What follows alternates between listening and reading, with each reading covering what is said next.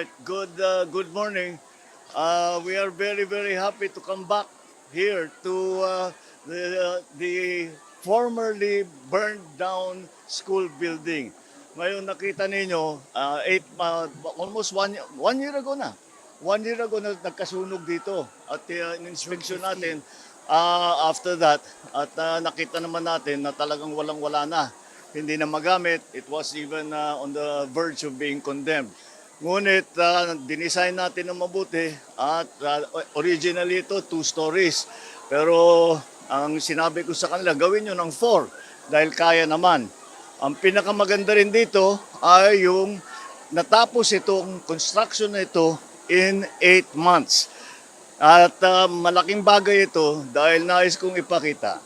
Kapag ang pera ng gobyerno ay ginagamit sa tama, ito yung kaya natin gawin.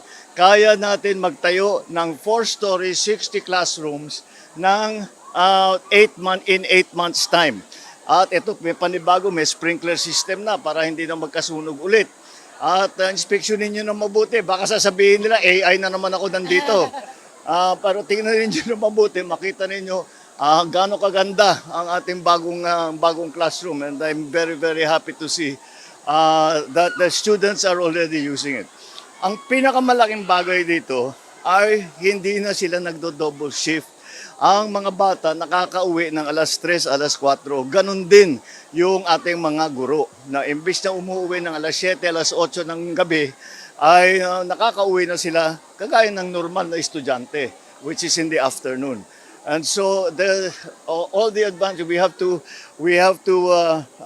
be very grateful to all those who are involved in this, sa public works, sa DepEd, of course in the local government, and we're working together. Makita naman talaga ninyo what it is that we can achieve as long as the money goes to the project, not into people's pockets. Basta't pumasok sa proyekto ng tama, ay ganito ang ating nagagawa. Patuloy natin gagawin yan at patuloy natin titiyakin na ang pondo ng pamahalaan ay napupunta sa mga proyektong kagaya nito. From 10 classrooms, we have now 60 times 6. Meron na tayong 60 classrooms. Kaya naging mas maluwag ang schedule, naging mas maluwag ang physical location ng ating mga bata, and which is conducive to better learning. So I'm very, very happy to have come here. I'm a little bit surprised, I must say. I do not think that maybe in the last 30 years that we have seen such a building, a 4-story, 60 classroom building built in 8 months. And we should all be very happy about that. We should all be very proud.